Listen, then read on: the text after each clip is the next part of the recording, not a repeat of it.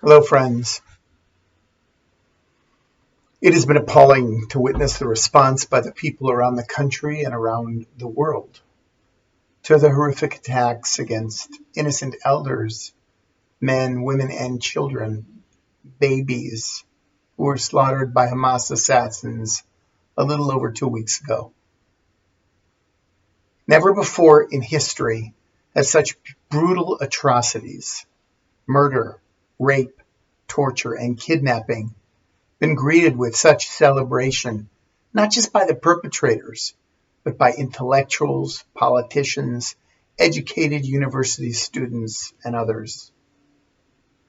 When has the support for such heinous crimes, such atrocities, been hailed by some of the most respected universities in the world as free speech? At least during the Shoah, people could claim they did not know what was going on. How can people see the video evidence of this slaughter and think that any pretense of freedom fighting could possibly justify such completely abhorrent behavior? What historical context, what oppression could possibly excuse this desecration of humanity? The level of denial and insanity is unfathomable. Rather than being comforted and consoled by our neighbors, we have to defend ourselves against an even more ugly and virulent form of anti-Semitism. Educators should be so deeply ashamed of themselves. The failure to name the horror for what it is. The failure to hold mass murderers accountable for fulfilling their declared purpose to kill all Israeli Jews and then Jews everywhere is a colossal moral bankruptcy. What occurred on October 7th was not a war.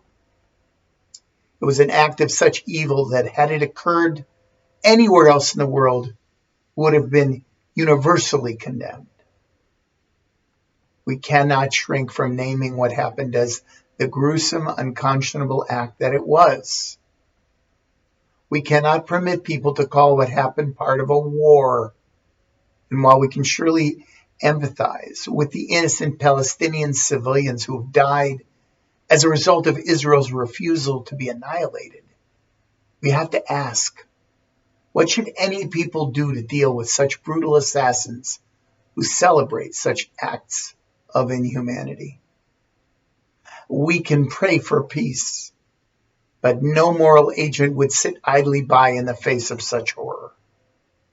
We must pray for healing while we act to stand with our people who so many assert are not worthy of basic human compassion.